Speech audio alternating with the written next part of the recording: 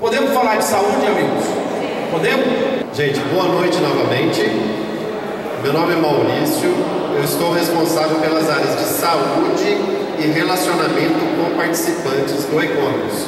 Queria combinar com vocês então essa última parte, pode ser? São 21 horas e 2 minutos.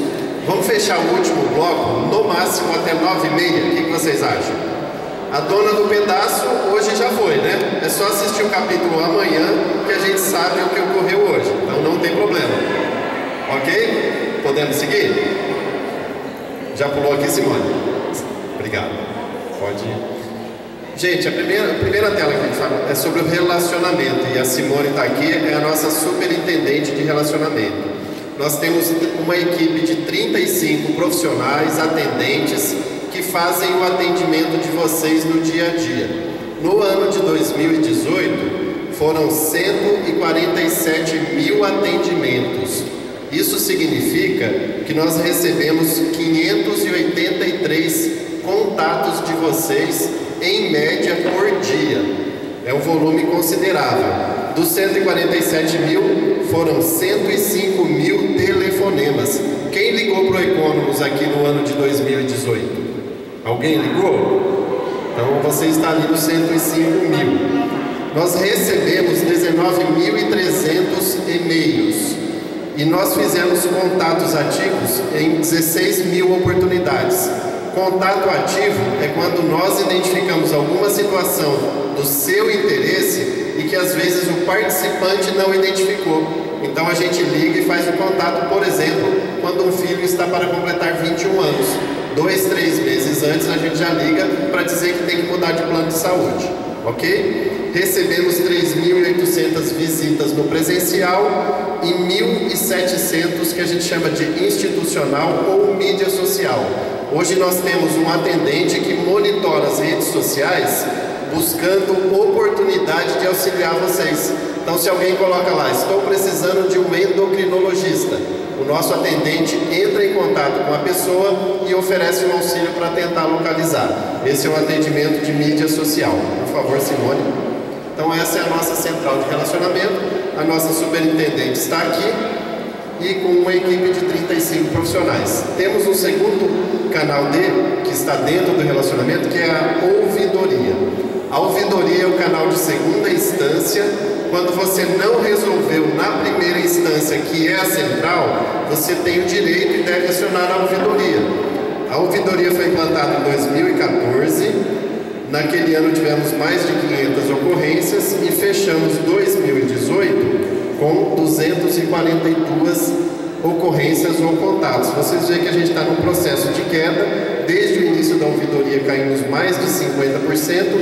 E por quê? A gente aprendeu duas lições. Primeiro, quando tem uma ocorrência de ouvidoria, além de resolver o problema pontual da pessoa, nós temos que entender por que o problema ocorreu e fazer um ajuste lá no processo. Então, eu coloco que essa diminuição é porque a gente faz essas duas coisas. Resolve o seu problema e procura trabalhar para que ele não ocorra novamente. Um segundo ponto que nós aprendemos com vocês, tem que ser a resposta rápida. Se acionou a ouvidoria, porque a temperatura está um pouco alta, não é isso? Não está legal, não foi legal na primeira instância. Se vocês olharem aqui, nós temos um prazo legal de 7 dias úteis para responder na ouvidoria. Fechamos em 2018 com 1,62. Menos de 2 dias úteis em média de resolução, porque a gente viu que resolver rápido é melhor e resolve para todo mundo, ok? Por isso que eu considero que está diminuindo aqui. Fechamos a central de relacionamento. Então, guardar esses dois números: 147 mil atendimentos em 2018, 242 ocorrências em 2016. 242 ocorrências de ouvidoria. Ô Simone, eu estou rápido, não vai mais rápido do que eu. Fechou essas duas partes? Obrigado. Vamos entrar na parte da saúde. E uma curiosidade para vocês, na parte da saúde, nós fazemos uma análise e gerenciamento das 43 mil vidas do perfil que compõem os nossos planos de saúde. E o Adilson falou bastante aqui em sobrevivência e longevidade, não foi isso? Então, para vocês terem uma ideia, no último mês, fechamos a nossa análise de perfil, nós temos 18 pessoas centenárias, que é um grupo que a gente está estudando. A nossa recordista tem 109 anos. Então, quando vocês perguntam para o Adilson, tem desafio no futuro? Tem muito desafio no futuro. Nossa recordista, que é mulher, né? Dos 18, 13 mulheres e 5 homens. Né? Um recado aí para os homens e para as mulheres. Muito bem. Então, no primeiro ponto da gestão da saúde, que eu coloquei, a Odete ficou bem animada ali. Tá bom. Então, vamos lá. Gente, vocês me ajudem a manter o foco aqui e eu vou pegar a principal informação de cada tela, tá bom? Porque nós temos até 9h30 para a gente concluir, mas eu quero passar as informações para vocês da área de saúde, com bastante clareza. Um primeiro ponto, o que está hoje na nossa pauta de cuidado? A gente sabe que tem limites para mandar a conta para vocês e para o patrocinador. Não dá para ter simplesmente despesas e dividir a conta. Então nós estamos com um trabalho muito forte de gestão das despesas assistenciais.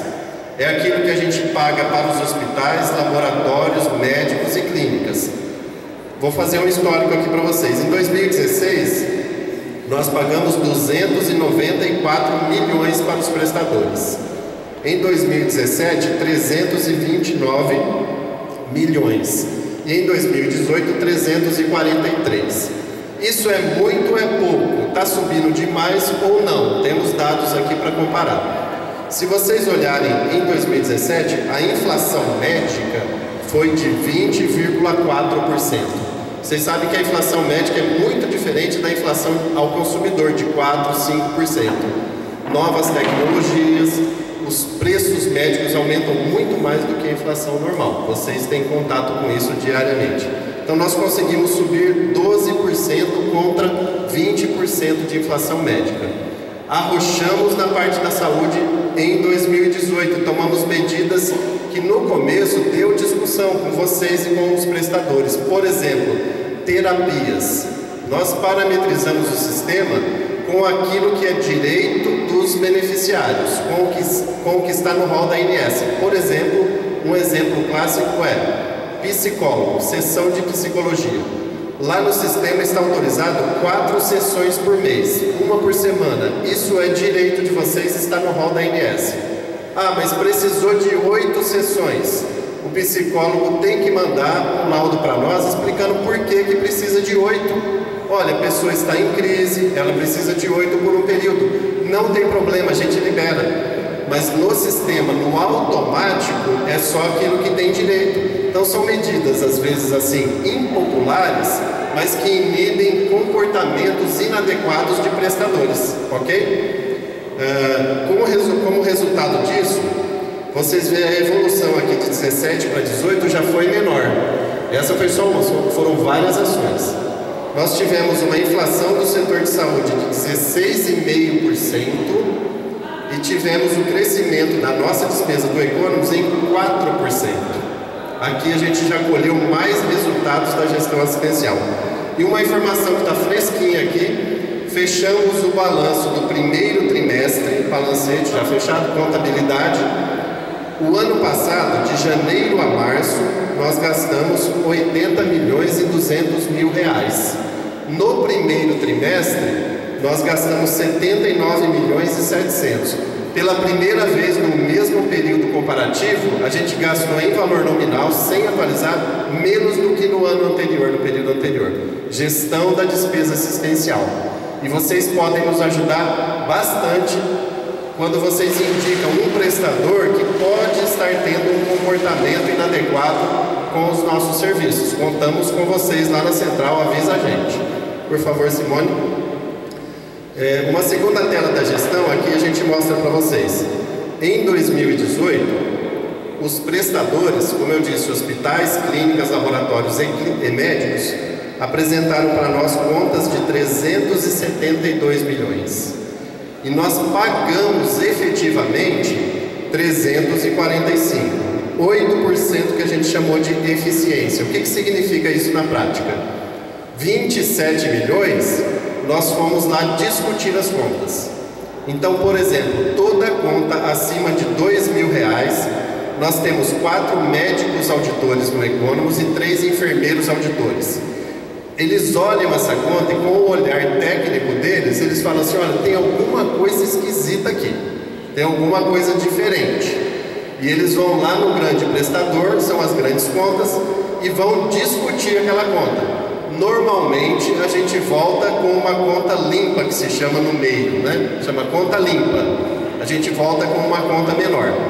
Então hoje tem o que é automático e tem o que nós analisamos.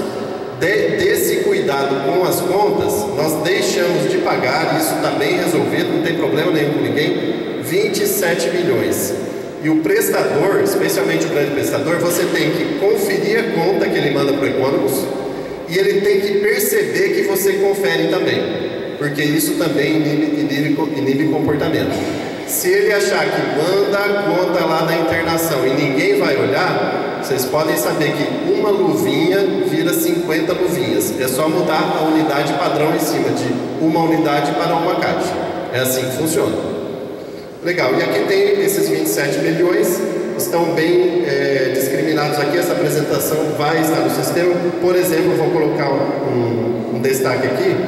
7 milhões nós economizamos em compras que antes eram feitas pelos prestadores e ele mandava a conta para nós, hoje nós compramos no e-Conômicos. Então, por exemplo, um parafuso para o joelho, para o ombro, ou o que for. O médico faz o pedido, manda para nós. Antigamente o hospital comprava e mandava a conta. Não, hoje nós compramos por cotação e mandamos entregar no hospital. No dia da cirurgia vai estar lá o mesmo parafuso. Normalmente conseguimos descontos de 30% a 50%. E vocês sabem que esses parafusinhos que a gente coloca custa 30 mil, 40 mil, 50 mil. Não é nem de ouro nem diamante, né? Porque se fosse de ouro e diamante era mais barato. É mais caro do que isso. Mas hoje nós trouxemos esse tipo de aquisição para o e-Conômicos. A gente compra só daí, nós tiramos 7 milhões de reais em economia. Se tivesse pago o hospital para ele comprar o parafuso para nós. Esse é só um item. Então, gestão da despesa assistencial. Nós temos um papel fundamental e contamos com vocês para a gente fiscalizar o trabalho dos nossos prestadores. Ok? Vamos seguir. Esse aqui... Ok. Esse é um exemplo lá de São Paulo, que a gente trouxe aqui, mas que pode ocorrer no interior. Nós tínhamos lá um convênio com o Hospital Sírio-Libanês. Alguém já ouviu falar do Hospital Sírio-Libanês? Excelente, é top 5, né? Um dos 5 maiores do Brasil e tal. Porém, nós temos uma realidade que pode chegar em outros lugares. Cabe no nosso bolso? Estava cabendo no nosso bolso? Não. Essa é a resposta. Nós fizemos um exercício em 2018. Dos 43 mil beneficiários, 1.379, 3%, 2% da população, estavam utilizando o Sírio-Libanês. Nós gastamos 3 milhões e 100 mil somente com este prestador para exames. Fizemos o seguinte exercício. Pegamos 4 prestadores de primeira linha na cidade de São Paulo, que fazem os mesmos exames, e aplicamos a carteira exata que fizemos no Sírio-Libanês. Pois vejam, no Salomão Zop, excelente laboratório, pagaríamos 1.400.000 ao invés de 3 milhões e 100 mil. No Fleury a mais, que é da rede Fleury, 1.300.000. No CDB, 1.400.000 e no DASA, que é o maior conglomerado de exames da América Latina, 1,5 milhão. Ou seja, em média 50% mais barato. Descredenciamos o Sírio? No final sim, mas nós não fomos lá descredenciar. Visitamos a diretoria do Sírio e falamos, olha, o nosso bolso só vai até 50% do que a gente está pagando hoje. Interessa para vocês manter? Não, claro. Eles colocaram para nós que outras operadoras também estavam deixando. Ou seja, temos alternativa no mesmo nível de qualidade? Hoje não podemos brincar, é o que cabe no nosso bolso. Só para dizer para vocês das ações que nós estamos fazendo. No dia 13 de maio foi o último atendimento no Sírio. Não temos nenhuma perda de qualidade, mas tivemos que tomar medida de gestão. Ok? Planos de saúde. Nós já estamos chegando no meio aqui da apresentação. Como que está hoje os 3 grandes grupos de saúde. Nos planos do Banco do Brasil, que é o básico, o PANC, o Plus e o Plus 2, temos 25.013 beneficiários. É o pessoal que está na ativa, né? Especialmente ativa, e o grupo A também está aqui. Econômicos Família, 5.460 beneficiários. E o grande grupo aqui também, do FEAS, FEAS básico, FEAS PANC, novo FEAS, 12.876 beneficiários. No FEAS, que a gente vai dedicar um pouquinho mais agora, eu vou de maneira mais tranquila, porque é o foco da nossa apresentação e a gente tem que dar algumas respostas para vocês, tudo bem? Então eu pediria um pouco até mais de atenção para vocês agora, que a gente vai entrar um pouco no FEAS. O que temos, Simone? Vamos lá. Então, a título de informação, como funcionam os planos da ativa? Quem que é da ativa que está aqui, por gentileza? Ah, legal. Tem um bom grupo aqui. Aí vocês espalham. Como que funciona? Vocês pagam 1,5% do salário, não é isso? E o banco fecha a conta. Todo dia 30 a gente manda a conta para o banco. De manhã à tarde o banco manda o recurso, a gente paga o prestador. Então, quanto foi a despesa total dos planos Banco do Brasil, vamos dizer assim? Foi uma despesa de 187 milhões em 2018. Nós arrecadamos 21 milhões com aquele 1,5% e 170 milhões nós mandamos a conta para o banco, eles mandou. Então, esse 1,5% com a diferença significa na prática que 11% do custeio é pelos beneficiários e 89% é pelo Banco do Brasil, naqueles 4 planos. Então, esse é o que funciona os planos do Banco do Brasil. Ok? Por favor, Simone. Quando a gente vai para o Econômicos Família, alguém aqui tem um parente no Econômicos Família? Ok, obrigado. Legal. Qual foi o resultado do Econômicos Família em 2018? Ele teve um resultado deficitário de 2 milhões e 100 mil. Você fala, poxa, deu prejuízo? Pagou a conta? Como que pagou? Pagamos a conta. Por quê? O Plano Família é um plano autossustentável que ele tem que caminhar perto da linha do zero.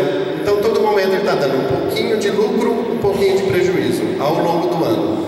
E para isso, a gente tem uma pequena reserva técnica que ela cobre quando dá um pouco de negativo e sobra um pouco. Então, no ano fechado de 2018, tivemos 2,100 negativo no resultado operacional, despesa e receita.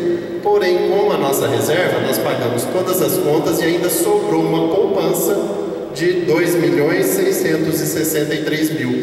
Essa poupancinha é para isso mesmo. A título de curiosidade, nós começamos então dia 1º de janeiro com 2.600.000. Neste mês nós fechamos com 4,5 milhões. 2019 está sendo um ano bom para o Econômicos Família. Fala, poxa, Maurício, também com aquela mensalidade lá de 2.435 na última faixa, deve estar bem mesmo, né? Não é um pensamento razoável? Mas para vocês terem uma ideia, o plano tem 6 faixas. O grupo da última faixa, que é 59 anos para cima, e é uma informação que a gente dá porque o plano pertence a nós, a essa comunidade. Ele é um grupo que tem uma despesa média mensal de 3.300. E ele contribui com 2.435. Aí você fala, mas como que paga a conta? Justamente o mecanismo que é por lei, que divide em faixas etárias, é para ter esse balanceamento. As populações mais jovens sempre estão subsidiando as populações mais antigas. Isso é normal, o mecanismo funciona para isso. Então, se você tem um grupo mais de 59 que gasta mais do que paga, em média, você tem um grupo aqui dos mais jovens que fazem subsídio. É um mecanismo mesmo de proteção, por isso que é um mútuo. Ok? Fechou? Simone? FEAS. Último bloco, derradeiro. Vou com tranquilidade agora, pode ser? Então tá bom. Como que foi o resultado dos planos FEAS em 2018? Lembrando que nós temos 3 planos. O FEAS básico, o FEAS PANC. Esses 2 planos estão fechados, não podem receber novas adesões. E o novo FEAS, que é o único plano que está aberto. Quando o pessoal da ativa aposentar, ele vai para o novo FEAS. Como que foi o gerenciamento financeiro em 2018? Então vamos lá. Nós tivemos uma despesa total de 125 milhões em 2018. Foi isso que nós pagamos aí para os hospitais e médicos. Nós tivemos, como que nós pagamos essa conta aqui, os 125 milhões? 42 milhões, ou seja, 34% foi da arrecadação. Foi do 4,72 dos planos antigos e o 4,73 do novo FEAS.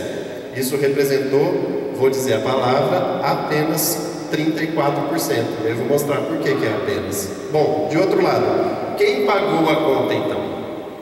Se nós tivemos uma arrecadação de 34% apenas do custeio total. O Fundo FEAS, que pagou 64% da conta. E aqui é que está o problema. O que acontece? Nós consumimos toda a rentabilidade, que foi excelente, foi acima do CDI, porém, tudo que rendeu 26 milhões foi consumido para a gente pagar a despesa. E nós tivemos que entrar no capital, todos bancários aqui, né, a gente compreende bem isso. Nós utilizamos 56 milhões de capital. É aqui que a gente entende por que o fundo está diminuindo. Anualmente, nós estamos consumindo toda a receita financeira e entrando no capital. Então, a relação aqui em 2018 foi muito desigual entre as contribuições, 66% do fundo e 34% dos beneficiários. Ok? Por favor, Simone. Legal. Nós tivemos uma primeira ação, uma ação ainda que é insuficiente, mas foi uma ação importante que foi tomada, que foi o ajuste dos pisos. Como que era o piso antes? R$150. Para vocês verem, o FEAS tem uma composição familiar, que é o nome técnico, de 1,7. Significa que, em média, temos 2 pessoas praticamente por plano. R$150 dá R$75 por pessoa. Isso é menos do que uma consulta média. Nós pagamos numa consulta média R$83. Bom, essa era a situação anterior. Então, um primeiro momento que alcançou 60% da população do FEAS foi o ajuste dos pisos. Doeu mais para alguns, menos para outros, mas um cuidado que a gente teve, analisamos todos os planos de mercado, desde Unimedes no interior, como planos de mercado na capital. Apesar de ter subido, se você olhar de baixo para cima, dos 150 para os 600, dá a impressão que foi bastante, mas se você olhar no mercado para baixo, ainda ficamos distante do mercado e do custo do plano. Então, como vocês veem aqui, nós podemos ver aqui o resultado dos pisos. Qual foi o resultado de alterar o piso de 150 para 600 e nos planos antigos ir para R$300? Vamos aqui. Não, Simone, só um pouquinho. Deixa eu devagar aqui um pouquinho, então com pressa para me concentrar. De janeiro a abril de 2018, voltando no ano passado, a contribuição do fundo foi 68% e dos beneficiários 32%. Aquela relação desigual que a gente já demonstrou. Com a implantação dos pisos, de janeiro a abril de 2019, os beneficiários contribuíram com 47% e o fundo com 53%. Então, se vocês perceberem, só com o movimento dos pisos, ele foi importante, insuficiente, mais importante, praticamente equilibrou o pagamento das despesas, meio para os beneficiários e meio para o fundo. Então, foi significativo, né? Aqui estão os novos pisos, só os novos pisos significou R$1.200.000 a mais de arrecadação por mês. É suficiente? Ainda não. Precisamos de tomar novas medidas, porque essa foi uma primeira etapa. Isso a gente tem que falar para vocês, porque senão será surpresa daqui a pouco. Essa equação aqui, gente, que mudou de 47%, está quase meio a meio. A gente precisa de avançar um pouco mais para não entrar, pelo menos não entrar no capital do fundo, porque hoje ele está diminuindo porque nós estamos invadindo o capital. É um lugar a preservar numa próxima rodada que a gente está dialogando no ambiente de governança. Por favor.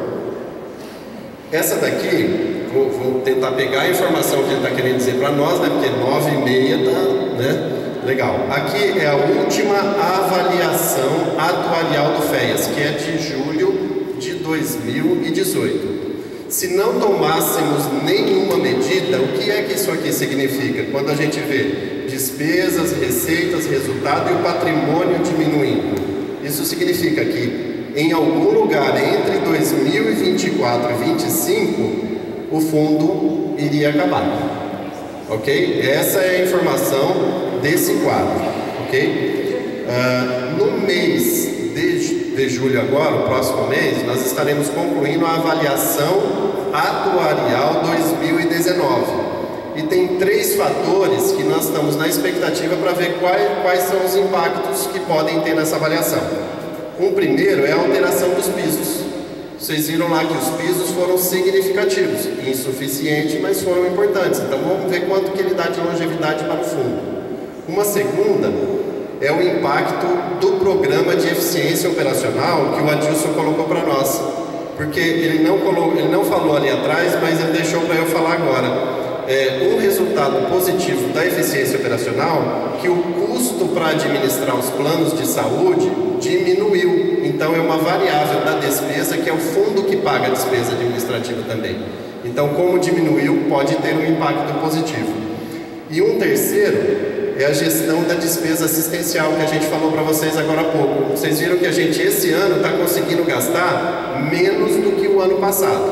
Então pode ter um impacto positivo. Então vocês veem o piso, a eficiência operacional e a gestão da despesa. Mês que vem a gente está concluindo, a nossa empresa atuarial está fazendo todo o trabalho de um ano para cá para ver qual é a longevidade do fundo diante do cenário atual. Tem uma informação importante aqui também, Simone, só volta ali um pouquinho, que é desse valor que nós temos aqui, nós temos um valor que está em depósito judicial. Ele pertence ao FEAS, porém eu não posso lá pegar ele para utilizar e pagar a conta. Ele está no patrimônio, mas é um valor que não tem liquidez neste momento. Então isso acende uma luzinha vermelha. Por quê? Se eu considerar o efeito liquidez do recurso que a gente pode ir lá sacar hoje para pagar a despesa, a nossa longevidade cai aqui entre 2022 e 2023, porque esse aqui é um saldo que já é inferior ao depósito judicial.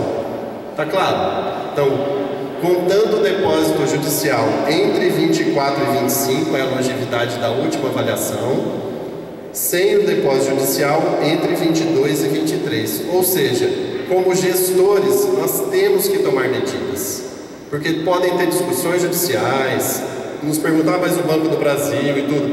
Ok, são variáveis que nós não temos controle. O que nós temos controle? Nós estamos tomando as medidas que consideramos necessárias. Por favor, Simone.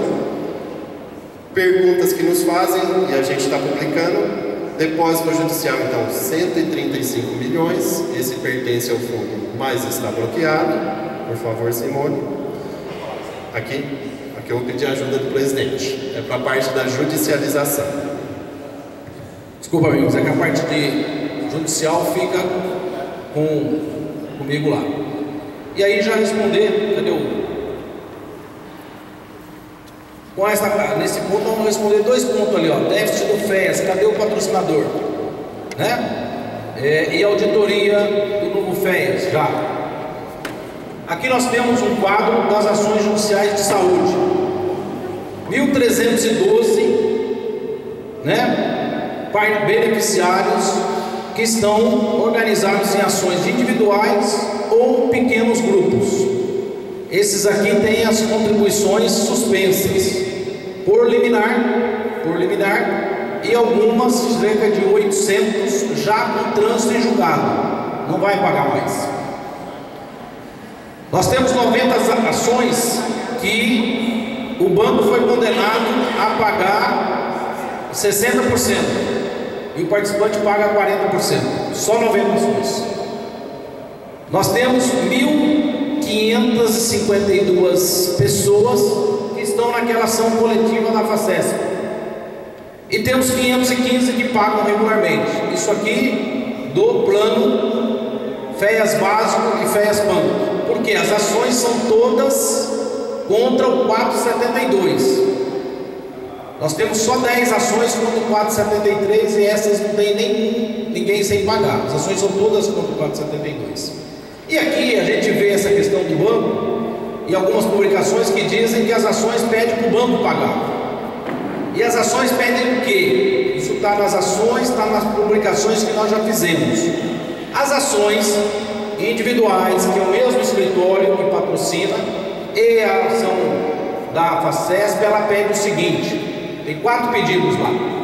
Ele pede para o juiz, petição inicial: senhor juiz, nós queremos, foi depois do 472, o pedido é assim: senhor juiz, nós queremos que volte às condições originais do plano. Primeiro pedido. E nós queremos que devolva o dinheiro que foi arrecadado no 472. Ponto. Alternativamente, essa palavra é importante, alternativamente significa o quê? Se o senhor não me der esses 2 principais, que o senhor condene o banco a pagar 60% e o participante 40%, assim como é lá na CACI. E condene, e alternativamente condene o banco ao pagamento solidário. Ok? Esse é o pedido. O juiz, nas 800 que estão transitadas, é julgado. Nas ações que têm liminares, o que o juiz condenou? Deu o que foi pedido. O que você pediu? Volta às condições originais e devolve o dinheiro. O juiz deu o pedido principal. Onde que o juiz deu o pedido alternativo? Nestas 90 ações, o juiz deu o pedido alternativo. Deu o pedido alternativo para pagar 60%. E mais, tem 5 ações que não estão aqui, que são recentes, e o juiz condenou o banco a pagar 100%.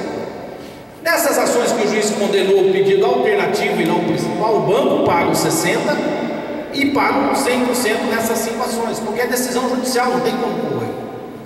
O problema é que, na grande maioria, o pedido principal é voltar às condições originais e devolver o dinheiro. Aí saiu a decisão, a gente vai lá e fala com o banco: o banco, nós fomos condenados solidários, o Economos e o banco. Porque aí esse é outro problema, que a gente falou: por que não entrou com ação contra o banco? Para que colocar o Economos na ação? Entrar contra o Economos é contra vocês mesmos, tinha que entrar contra o banco. E aí, nós vamos lá no banco e falar: nós fomos condenados solidários. O banco, que também é igual nós, todo mundo esclarecido, lê, todo mundo é estudioso, né? O banco fala: foi condenado o quê? O que o juiz condenou? Voltar às condições originais. As condições originais, como é que eram? O participante paga nada, ok? O patrocinador pagava alguma coisa? Não. Quem pagava? Era o fundo. Então as condições originais eu não tenho que pagar nada. Ah, mas condenou, devolveu o dinheiro. Ao banco pergunta: devolveu o quê? O dinheiro que foi arrecadado, 472, senhor banco. O banco fala: mas eu não arrecadei, quem arrecadou foi você, Economos. Você que tem que devolver. Então é isso que aconteceu. Aí o dinheiro sai da onde? Do fundo FES. Por que o banco não participa do FES? Porque as condições originais o banco já declarou, nós oficiamos, cobramos, noticiamos o banco declarou. O banco nunca participou do pós-laboral e o banco falou: eu não vou participar. E as ações pediram errado. Tanto pediu errado que em 2016, quando a gente recebeu a FACESP lá no escritório, nós falamos isso: ó, vocês pediram errado. E a partir de 2016 eles alteraram o pedindo para condenar só o banco. Então isso é fato, está nas nossas publicações, é importante. Agora, o que nós queremos falar, pessoal? Quer discutir se o banco tem que entrar, né, no custeio do pós-laboral? É legítimo. Nós do Economos não temos nada contra isso. O que nós falamos? Só que essa discussão tem que estar entre o participante, via associação, via sindicato, via FACESP, AIP, sindicato, quem for, pode entra com ação contra o banco e vai discutir contra o banco. Tem uma ação do Ministério Público, que já perdeu em 2 instâncias, que condena o banco a levar o pessoal para a CACI. Se isso prosperar, o banco vai ter que cumprir. Nós não temos nada, isso é direito. Pode discutir contra o banco e brigar. Se você acha que tem esse direito, pode. O que nós não concordamos, gente? E não podemos. 2 pontos que a gente não concorda: é deixar de pagar o Economos enquanto se discute, porque sobrecarrega os outros que estão pagando.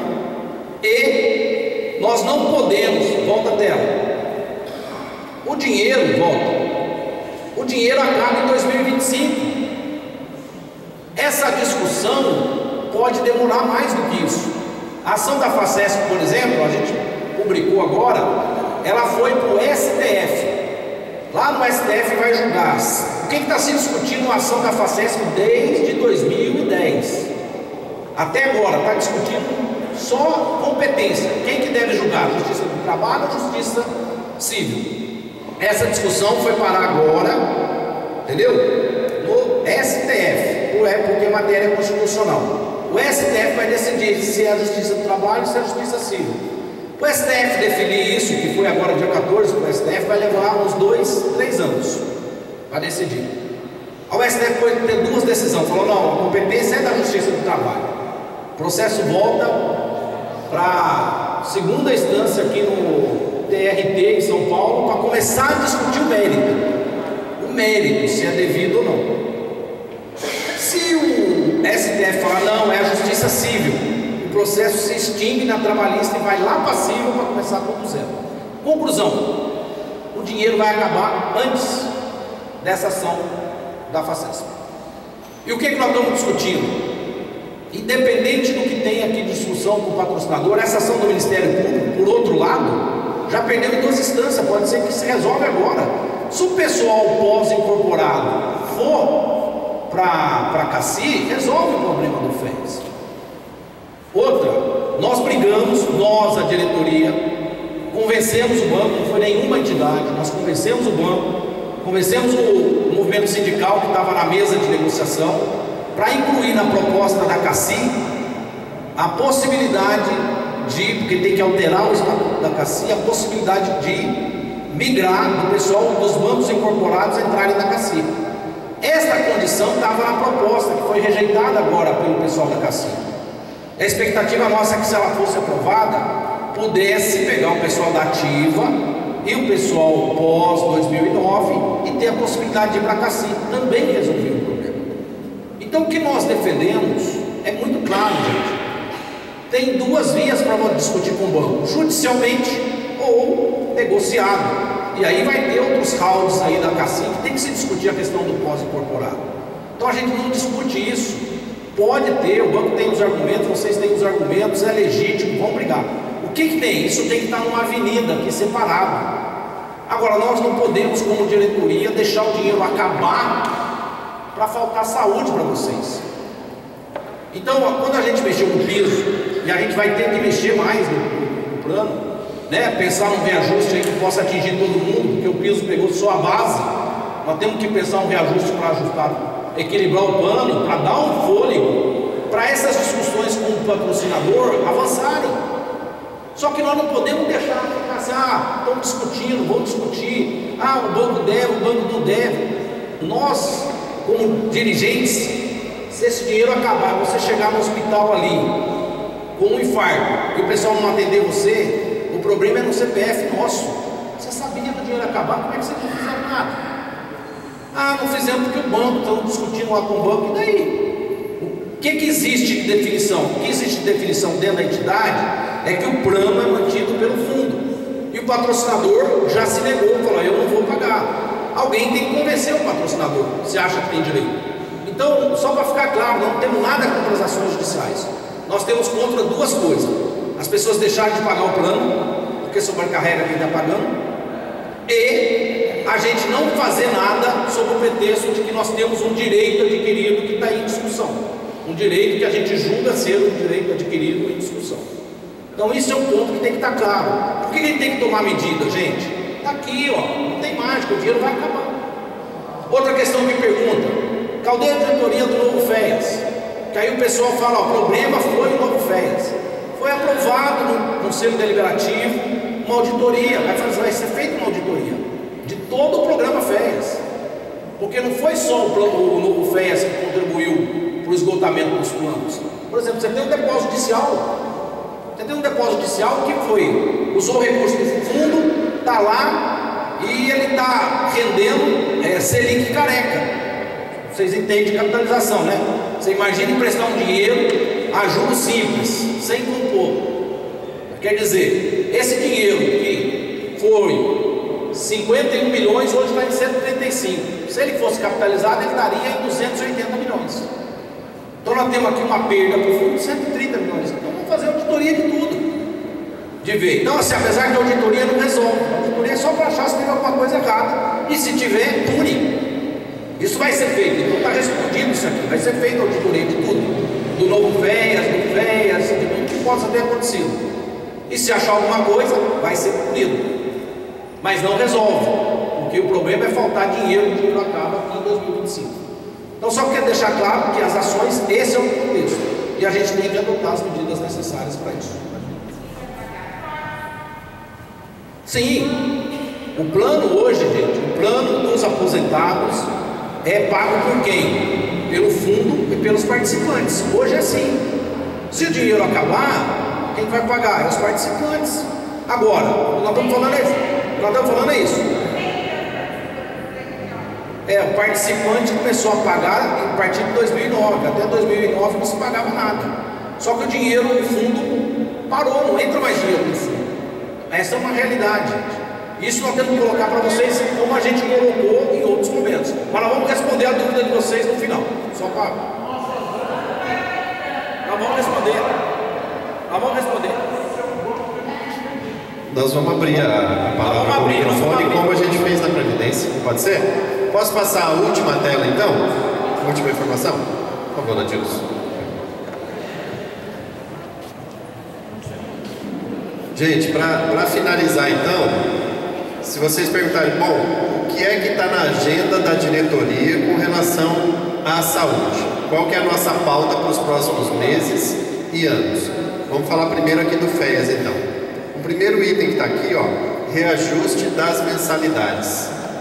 No modelo que tem o plano atual, o que a gente tem alcance para fazer na diretoria? Tinham dois itens. Um eram os pisos, porque isso está no produto hoje que está registrado na INS. Então foi feito um primeiro reajuste que foi nos pisos.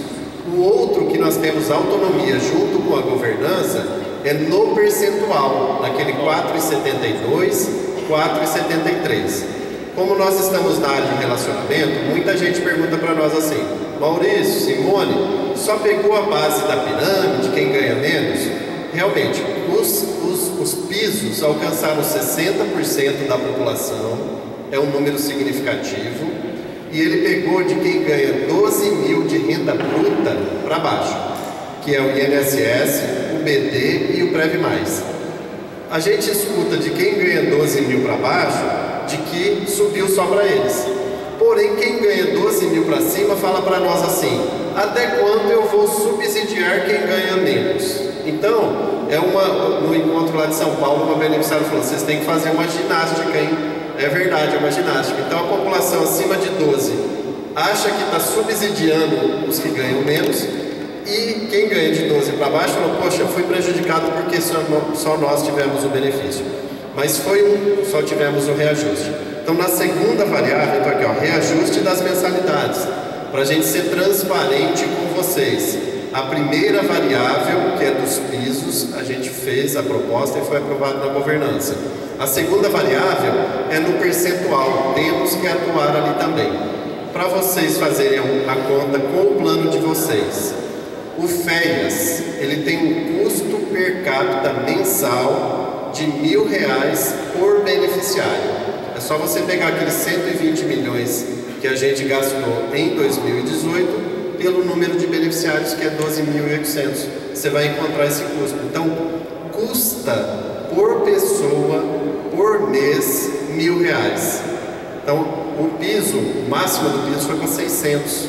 Grupo familiar. Então, para vocês verem como a gente está distante ainda. A gente olha muito o mercado, está muito longe do mercado, mas temos acessibilidade também, que penalizou, entre aspas, mais ou menos algumas pessoas. Mas temos um segundo movimento para fazer em termos de reajuste nos planos atuais. Um outro ponto da agenda do FEAS é a revisão do modelo de custeio. Nós contratamos uma consultoria referendada e especializada no mercado para dizer o seguinte: um plano dessa natureza, que tem uma idade média de 59 anos, fechado, tem o pessoal da ativa, mas ele é um plano fechado no todo. Qual seria o modelo ideal para este plano? Gente, a resposta foi direta, estudou a base, a consultoria disse: olha, pelo perfil da população, pela média de idade, tudo, vocês não têm problemas de despesa. Eles classificaram como o comportamento da nossa população do FEAS um ótimo comportamento. Eles falam: olha, eles utilizam bem o plano, vocês têm um problema lógico na receita. E o que foi indicado em termos de modelo de custeio? um plano faixa etária também semelhante ao do família e per capita. Grupo familiar é um modelo que eles falaram, olha, vocês têm que sair do grupo familiar. No mercado, planos de mercado, não existe grupo familiar, e nós pesquisamos todas as autogestão, que é o modelo nosso, que são planos empresariais, vinculados à empresa. Metade já utiliza a faixa etária e a outra metade está em processo de migração. Então, o que a gente está planejando? Isso aqui a gente considera que partir para o modelo ideal agora, sair do 8 para o 80, no momento que nós tivemos equacionamento e tudo, nós queremos utilizar o fundo a nosso favor para ir construindo uma transição sustentável ao longo do tempo, de maneira mais suave. Na Previdência, como o Adilson explicou, não tivemos alternativas. O órgão regulador dentro do Economos exigiu que se tomasse a medida, sim, dura, do 8 para o 80. Aqui nós temos o fundo, ao invés de ver o fundo como um problema, ver como uma ponte de uma transição. Então, esse é o modelo ideal de custeio, mas temos ainda algum ajuste para fazer para dar longevidade. Terceiro ponto é reestruturação dos planos. Nós temos 2 planos fechados hoje, numa modelagem antiga e um plano novo. Então, talvez isso pode, no futuro, se tornar um plano só, abarcando toda a população. E a auditoria, o Adilson já falou, já foi autorizado pela governança, vai começar os trabalhos. Mas temos outras frentes que impactam todos os planos e impactam também férias. Gestão de despesa assistencial, falamos bastante aqui do que a gente está fazendo e contamos com vocês, revisão de redes, de contratos. Gestão de internações, esse ano, internação, gente, para vocês terem uma ideia, daqueles 345 milhões, metade, 50% é dentro do hospital. Começamos a fazer um trabalho nos 27 grandes hospitais que recebem em internação nossos pacientes. Em 2018, tivemos um gasto de 15% a menos do que em 2017. Só de colocar o dedo lá na conta e discutir com os grandes hospitais, parou de vir coisas muito estranhas nas contas. Então tem que cuidar disso aí. Então, gestão de internações, revisão do modelo operacional, parcerias operacionais e terceirização. Aqui a pergunta que está na nossa pauta. Podemos rodar nossa operação com a mesma qualidade num custo menor, dentro do Economos ou fora do Economos com o parceiro? Isso a gente está buscando também. Tem itens que não se terceiriza, por exemplo, regulação médica, que isso é na nossa mão, é o serviço que é prestado para vocês. Mas tem itens da operação que de repente podem ser terceirizados porque são mecânicos. Então a gente está vendo isso também. E finalmente, a principal discussão hoje no segmento da saúde, pelas operadoras todas de mercado e autogestão como a nossa, é o modelo assistencial. O que é o modelo assistencial?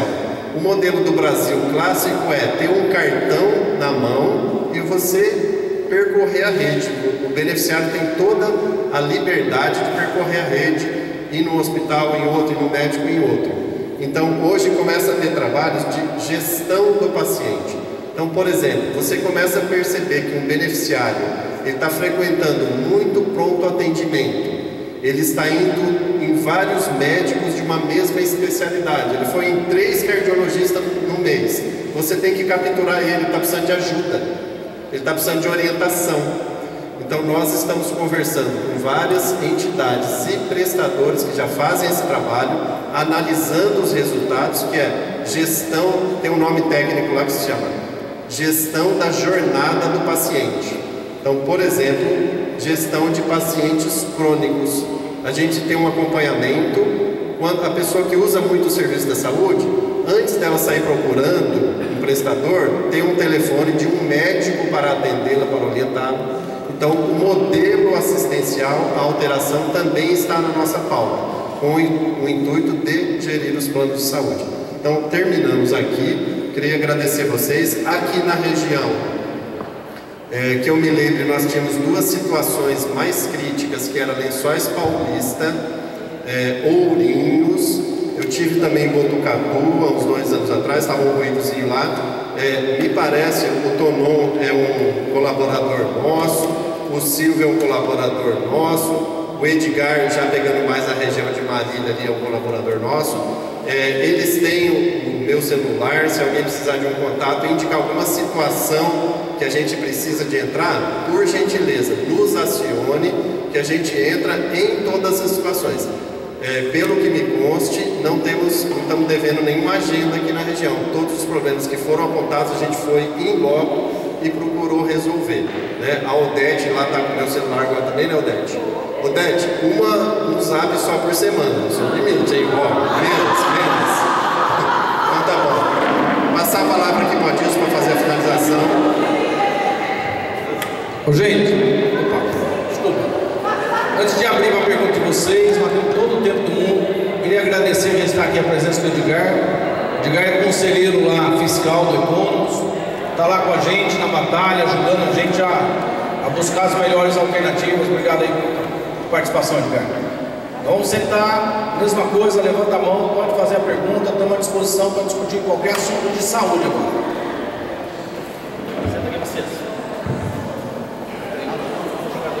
Saúde, galera.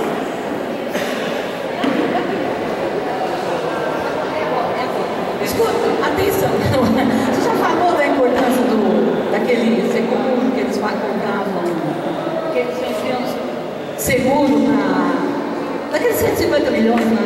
Já falou? Não, a corretora, nós comentamos, ó, a pergunta. Como é que o Fundo FEAS foi formado? É importante saber. Porque ele tinha uma pergunta, ó, mas quem que vai pagar? Vai sobrar para nós pagar. A saúde do aposentado, do pós-laboral, na época do Economos, era assim. Existia a corretora de seguros e existia a gráfica lá, que era a prestadora de serviços, e eram empresas do Economos que prestavam serviço para o BNC. A arrecadação, o lucro dessas empresas formava o Fundo FEAS, que era para pagar a saúde. Esse foi o modelo. Então, enquanto estivesse girando, tinha recurso e a saúde do aposentado estava garantida. Por isso que ninguém pagava nada até 2009. Só que em 2005, já em 2002, veio a Lei Complementar 108 e a 109, que definiu o quê? Em entidades de previdência e de saúde, você não pode ter nenhuma outra atividade senão atividade afim, previdência e saúde. E aí teve uma determinação da Previc na época, que era a SPC. Em 2005 foi encerrada as empresas. A prestadora de serviço foi um pouquinho antes, e em 2005 fechou a corretora. Então, desde 2005 não tem dinheiro no fundo. Quais são os problemas básicos do FEAS? De 2005 a 2009 não teve nenhum custeio. Então a pessoa só usava e tirava dinheiro do fundo. Em 2009 foi instituído o 472, que deu esse punhado de ação judicial. E hoje se vê que o que se arrecada com o 472 não é suficiente. Em 2009, com o 472, fechou o plano. Quem estava na ativa do BNC não entrava no FEAS. Em 2013, criou um novo FEAS, que abriu para o pessoal da ativa vir. E era 473 por grupo familiar. Hoje se vê também que essa arrecadação por grupo familiar não paga a conta. Se gasta mais do que se arrecada. E o depósito judicial que foi lá feito em 2002 e não é capitalizado desde 2002. São os problemas básicos do Economos, por isso que o dinheiro está acabando. Então o fundo não entra mais dinheiro e só sai. Vai acabar. É isso que você comentou. Se pedir, não devolve? Hein? Se pedir o dinheiro, não devolve? Pediu dinheiro? Esses 150 milhões aí, tá? Não, 150 milhões ela está perguntando. Se pedir, não devolve? Não, porque está no depósito judicial garantido uma ação do PIS e COFINS. Para você tirar esse dinheiro, você tem que botar outro no lugar. Não tem para pôr. Mais alguma pergunta sobre saúde? Fala, Edgar. Ô Adilson, você disse há pouco que existia uma expectativa, né, de que se a proposta da CACIR fosse aprovada, inclusive uma proposição de que poderia encampar os funcionários dos bancos que foram incorporados. Então, muito provavelmente iria resolver o problema nosso no Fundo Férias. E aí eu te pergunto, não foi aprovado? Tem alguma informação de como vai ser o próximo passo? Vai ter outra reunião para ter uma votação? Enfim, o que tem de novidade depois dessa não aprovação? Resumindo, é isso. Pergunta boa do Edgar. Nós tínhamos muita expectativa nessa aprovação, porque o que era o compromisso? Alterar o estatuto pós-incorporado e na proposta do banco tinha uma obrigação, um compromisso de instalar uma mesa de negociação em 30 dias. Então, se fosse o pessoal que está na ativa e o pessoal que entrou depois de 2009 for para a CACI, e aí tinha que negociar as condições para ir, resolve o problema do FES, porque o recurso que sobra aqui sobra só para quem estava no plano até 2009, que são 6 mil pessoas. Resolve o problema. Só que a proposta não passou. Quais são os cenários possíveis? Tem 2 cenários possíveis. O Banco do Brasil apresentar uma outra proposta e aí a gente manter essa possibilidade da proposta nova do banco, que particularmente eu vejo isso com reticência. Não sei se o banco vai se dispor a apresentar outra proposta, ou se o banco pensar em liquidar a CACI e mandar para o mercado. Mandando para o mercado também é uma outra possibilidade que a gente tem de conversar com o banco e falar: olha, leva também o pessoal da ativa junto com o pessoal da CACI para o mercado, porque no mercado não tem estatuto. Agora, essa é uma solução extrema. Eu acredito que não chegue nessa solução. Eu acho que vai ter ainda as entidades trabalhando. Eu acho que existe possibilidade de negociação. Nas possibilidades de negociação, seja de apresentar uma nova proposta, seja... E ainda tem uma terceira via, perdão. A ANS entrou lá na CACI com direção fiscal. Então a ANS também pode ajudar nesse processo de formatar uma proposta nova. São as 3 alternativas. Em todas elas nós vamos brigar muito para o pós-incorporado estar presente lá na CACI. Muito obrigado. Muito obrigado. Sobre isso eu queria fazer um adendo. Assim, o Sindicato de Bauru defendeu o voto não na CACI, tá? E por que ele defendeu o voto não? Porque a gente tem um entendimento que essa proposta, se fosse passar, ela só ia dar uma sobrevida de poucos anos para a CACI. Daqui 2, 3 anos a gente ia estar discutindo, a CACI ela é deficitária, a gente ia estar discutindo o problema dela da mesma forma que a gente está discutindo hoje aqui a situação do FES de vocês, tá? Então assim, a gente defendeu o voto não, a gente está muito seguro do que a gente fez aqui, e assim, era tapar o sol da peneira. Aí cada um tem o seu posicionamento, o tempo é senhor da razão das coisas, tá? Então a gente tem uma posição diferente em relação a isso. O nosso entendimento é o quê? O banco vai acabar sendo obrigado a chamar uma nova proposta, do contrário, a gente vai ter que obrigar o banco a acionar judicialmente, porque a CACI faz parte do nosso contrato de trabalho, de acordo com o que o estatuto dela hoje diz. Esse é um ponto interessante do Tolon, né? O movimento sindical tem essa percepção, mas um ponto a gente concordes, que é abrir a possibilidade do pessoal pós-incorporado entrar na CACI. Esse é um ponto que o movimento sindical, as representações, o Econômicos e as entidades também todos concordam que pode ser uma solução para todos os casos. Agora sim, só um ponto: a situação atual da CACI ela é pior do que a situação nossa do Econômicos. A situação atual da CACI, a CACI já está em déficit. Nós estamos vendo um déficit daqui 5 anos, 4, 5 anos. Então assim, nós não podemos permitir que a situação nossa chegue na posição que está a CACI de intervenção fiscal da INS. Por isso que nós vamos tomar as medidas. Mas eu acho que o caminho vai ter que ser o princípio da isonomia. No meu entendimento, lá já até disse isso para você em outras discussões. Respeito às posições contrárias, mas eu acho que o que deve prevalecer tem que ser o princípio da isonomia. Veja, você foi incorporado, você tem que ter o mesmo direito do pessoal da CACI. Quando comprou o banco, nós entramos com ação para vocês irem para a CACI. Até foi uma coisa polêmica, porque na época quem era daqui não queria ir para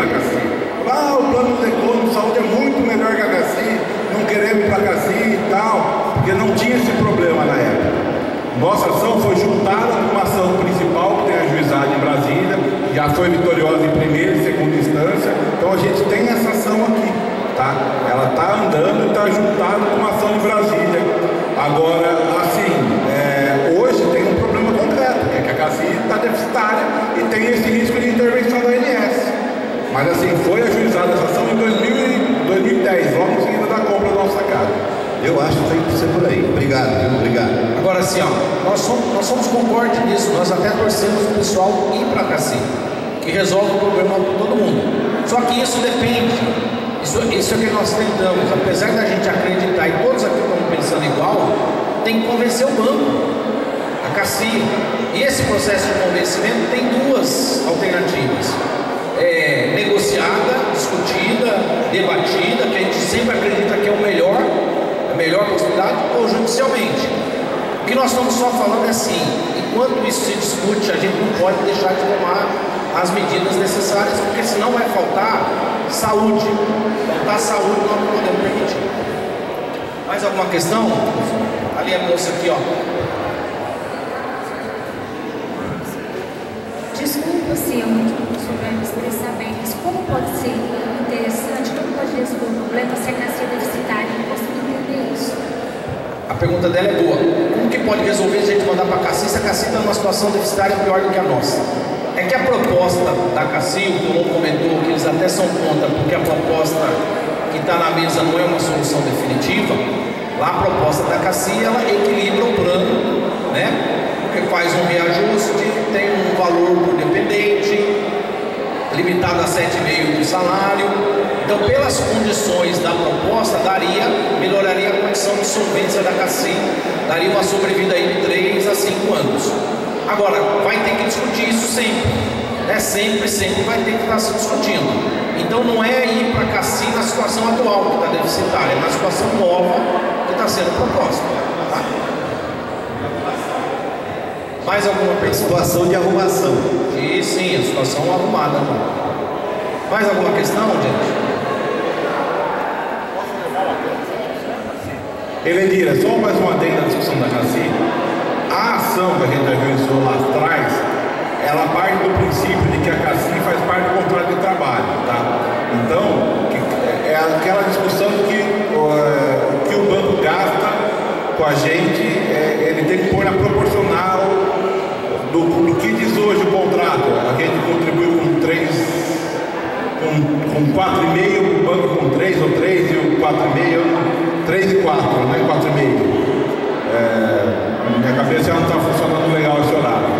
Agora o que acontece? Qual o problema dessa mudança estatutária que o banco propôs? Ele altera esses princípios para o futuro, tá? Então esse foi um dos motivos que a gente foi contra a alteração estatutária, porque ao mesmo tempo que ele coloca uma coisa legal, que é vocês virem para cá, ele está alterando a regra do jogo para o futuro e tirando a responsabilidade dele para o futuro em caso de déficit. E é por isso que a gente acabou defendendo o voto não. Tá? Aí o que ia acontecer? Cada 3, 4, 5 anos, o próximo déficit ia ser compartilhado só entre os participantes, sem a contrapartida do banco. Por isso que a gente acha que tem que ser através de uma ação judicial essa discussão. Por isso que a gente defendeu o voto não. Amigos, eu queria agradecer primeiro aqui o Tonon, o sindicato aqui pela parceria, por ter disponibilizado o espaço para a gente. Obrigado, tá? Realmente, assim, é importante a gente discutir de forma clara e objetiva. Agradecer vocês por estarem aqui discutindo, preocupados com o plano de previdência, o plano de saúde de vocês.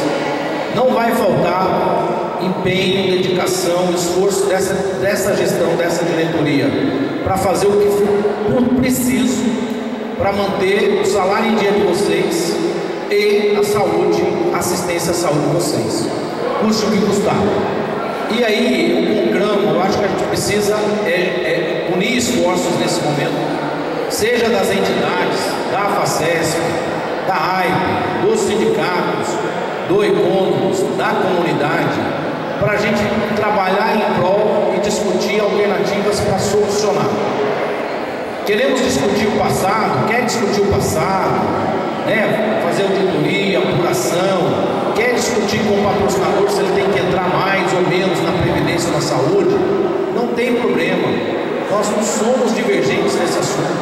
As pessoas têm direito de buscar os direitos que ela acha que lhe pertence. Pode, deve. E aí vê os melhores canais, se vai na via negociada, se vai na via judicial, pode discutir. Agora, isso não pode contaminar o futuro. Enquanto resolve essa discussão, vamos apurar no passado, se tiver alguém culpado, prende, mata, joga para a janela, não tem problema, né? Vamos discutir com o patrocinador se ele deve, discute, briga, não tem problema.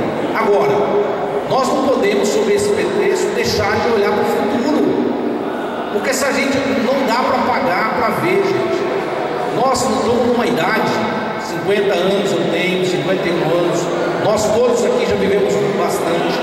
Nós estamos numa fase da vida que a gente não pode pagar para ver, para apostar. Não vamos pagar se não fizer nada, se acabar o dinheiro, alguém vai aparecer, o banco vai pôr, não vai. Essas discussões têm que acontecer, mas se não chegar um mandato lá, não vai. Então nós não podemos ser irresponsáveis. Nós todos irresponsáveis, a diretoria, as entidades, o sindicato, irresponsáveis de não tomar medidas que precisam ser tomadas para não faltar assistência à saúde e não faltar previdência para vocês. Então esse é o recado final que eu queria dizer. Apesar de divergentes em algumas pautas, na maioria delas nós somos convergentes. E somos convergentes olhando o futuro. Nós precisamos dar tranquilidade para vocês.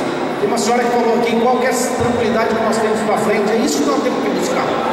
Dar tranquilidade que o dinheiro da Previdência vai estar ok, que não vai ter novos déficits, que as coisas vão estar ajustadas, que os ativos vão estar sendo bem aplicados. E na saúde, garantir um plano que possa ser equilibrado, que possa ter tranquilidade. A hora que você tiver algum piripaque, alguma coisa, você tem tranquilidade. Eu posso ir lá, que a porta vai estar aberta para usar. Então, esse é o recado. Desculpe se em algum momento a gente é mais incisivo, às vezes eu falo um pouco mais alto, não sou tão tranquilo quanto o Messias, o Júlio, mas a gente, olha, não é fácil para nenhuma diretoria. A gente tinha totais condições de não vir aqui, de mandar aqui um técnico para explicar para vocês, da gente colocar uma matéria no portal como a maior parte das entidades fazem. Mas para a gente estar aqui olhando no olho, discutindo um momento sério, grave, difícil como esse, a gente não podia se furtar de falar isso. Então assim, nós estamos fazendo tudo o que a gente pode, tudo que é necessário para que vocês tenham tranquilidade e possam confiar que não vai faltar a pensão, o benefício e a saúde para cada um de vocês. Obrigado.